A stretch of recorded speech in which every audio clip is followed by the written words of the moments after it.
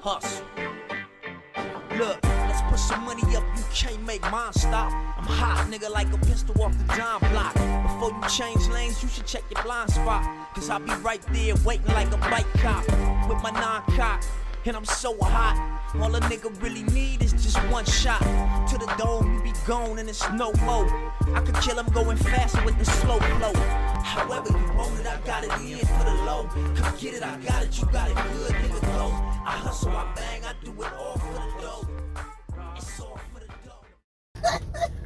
What's going on, all for the dough? It's me, Tommy T, and we have Rael. And Rael want to talk about, should I say weird ass people, or should I say, I mean, she talking about you men.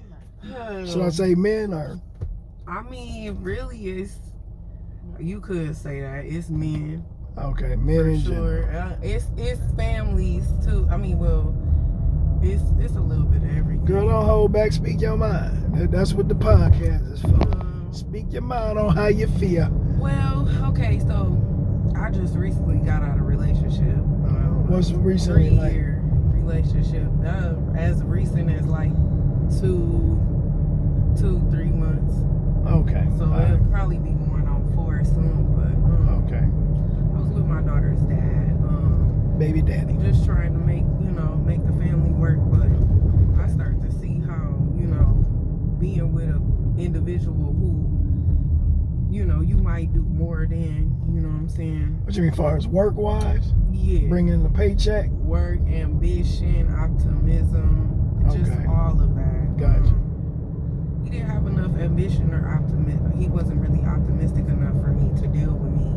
So his moves wasn't matching your moves. You like, I got to get this paper in. It's like he was always trying to play catch up, but I feel like in any point in my life that I would give him a chance, he would be like, he would manipulate me into giving him a chance.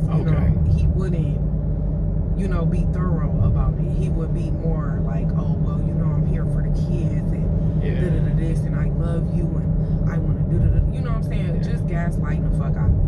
So, I wouldn't call that manipulation. I'd just say you loved him to that point that you was going to give him that chance. When it gets to a point to where a person nothing is really changing in a relationship and it's just, it's still at the point that it was at in the beginning. Yeah.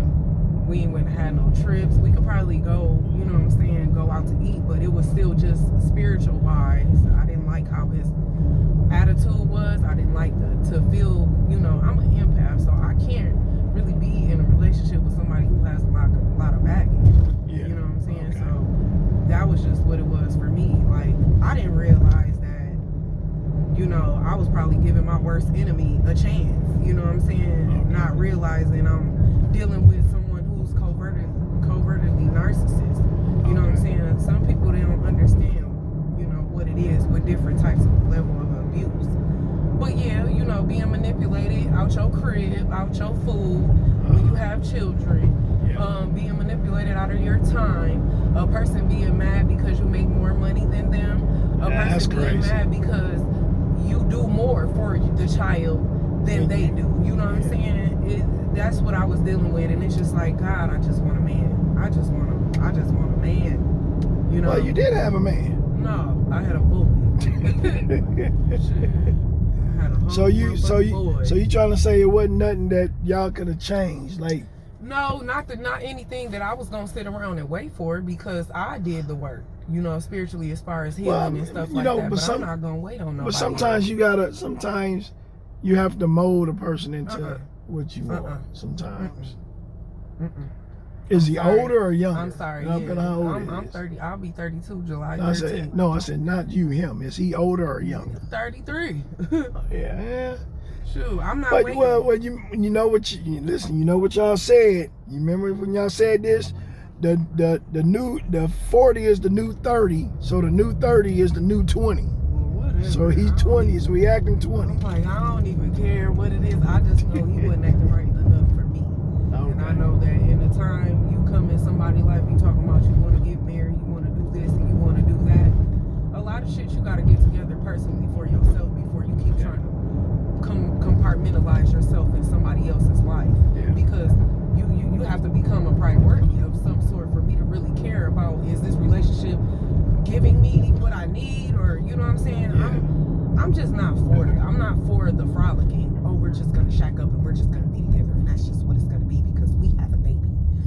Pookie, I'm sorry.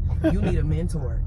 You need a mentor. You need a counselor. So did you know? So did you tell them like, hey, look here, let's set some goals on where we need to reach. 6 months, this is what we need. This how this need to be moving.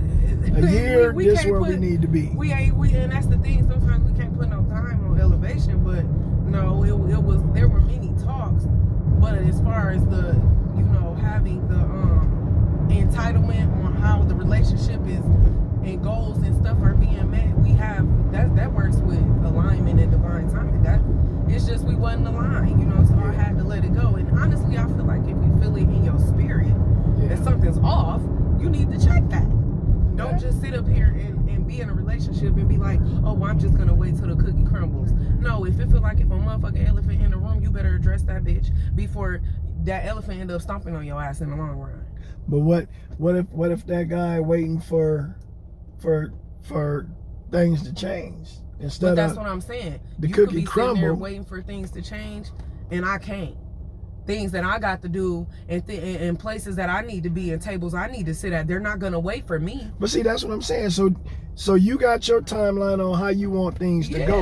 But what I'm saying is, did you let him know your timeline on where you want to be at certain times? See, that's the Just thing. for example, I don't think he cared. For example, if we talking about you want to go on a trip, if we talking about a cruise or going to wherever it may be, hey, look, next year this time I want to go on a 7-day cruise. Boom, boom, boom. You got to have your stuff lined up. That's what I want to do. So that's what I'm talking about. Have you been telling, hey, this is how I need to be. This is how I want to go. Yeah, but when you try to set everything and then stuff started happening, they didn't happen how, you know what I'm saying? So what I did is I let things run their course and I released it because I said, okay, I've gave this umpteenth amount of times. Right. I'm not finna give you 25 motherfucking years of my motherfucking life and I'm only 32. I'm not finna play a game with you. I'm not finna let my daughter think that this is what is applicable when we're in a relationship. Yeah. I'm not allowing that shit. I've allowed a lot of things, and I'm still, healing from it because it's like, why did I let that person think that it was okay to fucking treat me like that, or to dish shit out to me like that, or to come fresh off a nigga ass, fucking with me like that? You gotta come cleansed. You gotta come at least ready to start the healing. Don't come up in my life thinking, oh yeah, she's a nurturer. Oh, she really loves me and all this and that. So I'm gonna use her to my benefit. And I understand some men in life, that's how they learn. That's how we learn as women. We be with multiple men. We learn what we want, what we don't want. You know what I'm saying? And I just know what I don't want. That's all. I feel you. It ain't being combative about, So we at your destination. Anybody want to give a shout out to, say hi to, bye to? Give a shout out to Prince. I want to give a shout out to Prince Don. He just started his channel recently. He's one of my Jamaican friends. Okay. And he's embarking on his new entrepreneurship with being a content creator and stuff like that. So I want to shout out to you. And shout out to Philo on his new album drop-in as well. And shout out to myself, Bougie Taylor Ray L. Johnson from Grand Rapids 616. All right, peace. Okay.